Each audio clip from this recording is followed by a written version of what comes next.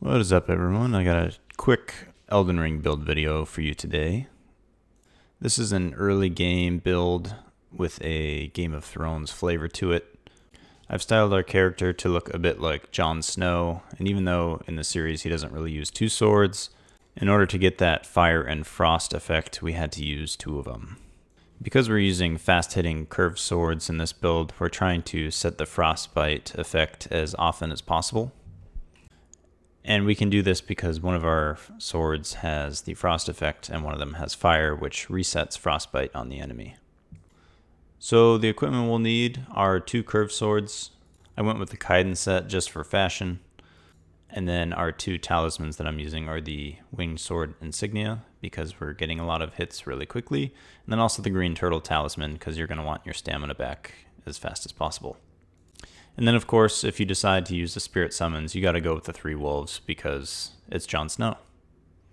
As far as where we're putting our talent points, we're really only investing in vigor for survivability and then strength for our damage. And you only need as much dexterity as you need to wield your curved swords. We want to use strength here because when we infuse the fire and the cold affinities on our two weapons, it still scales pretty decently with strength. You can use just about any curved sword you want. I recommend you start as a warrior and just use those curved swords. If you really want to min-max this, which I don't really recommend because it's just for early game anyways, you can go and farm for the gross messers, but I don't recommend it.